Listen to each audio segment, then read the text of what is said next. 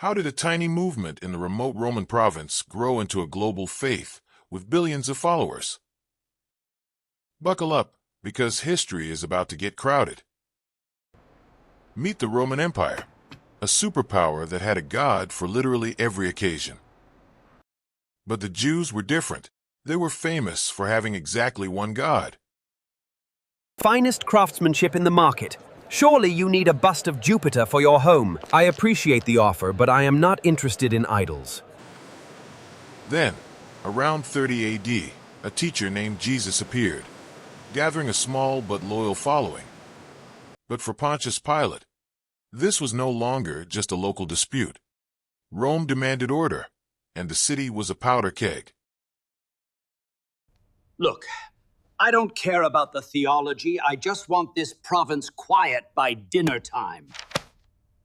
After the crucifixion, the movement was tiny, just a few followers in a dark room. But soon, Gentiles, non-Jewish people, started joining in droves. Eventually, the newcomers outnumbered the original members. The movement went global. To stay organized, they created an org chart, the clergy and the laity, as their hierarchy. The deacon handles the food, the priest handles the preaching, and the bishop handles everything else. By the 2nd century, these bishops were the CEOs of their communities. They also needed a handbook. They kept the Jewish scriptures and added their own to create the Bible. Then came the patriarchs, regional superbishops based in 5 major cities. I'm the Patriarch of Rome, which basically makes me the lead singer of this band. Some found this too loud and moved to monasteries for some peace and quiet. Finally, no one to argue, just me, and this very judgmental-looking rock. To figure out what they believed, they held massive board meetings called councils. At Nicaea, they defined the Holy Trinity, one God and 3 equal persons. If you disagree with the vote, you're a heretic. Any questions? No? Great. For example, they condemned Arianism, the belief that Jesus wasn't completely divine. To the Romans, the movement's secret meetings and their rejection of traditional civic rituals felt like a hidden conspiracy against the social order.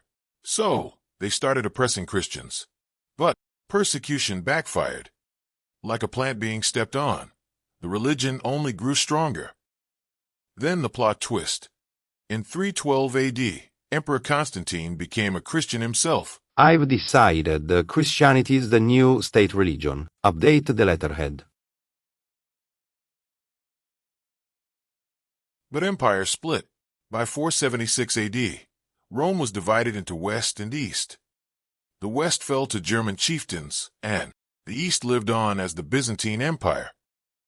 The Church split too. The West followed the Pope. The East followed the Patriarch. In the Middle Ages, the Pope became the most powerful figure in Western Europe.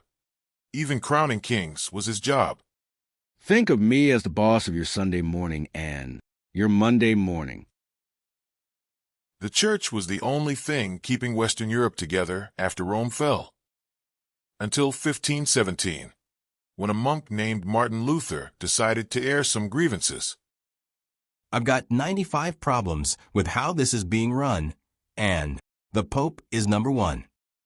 This movement, the Reformation, divided the Church into Catholics and Protestants.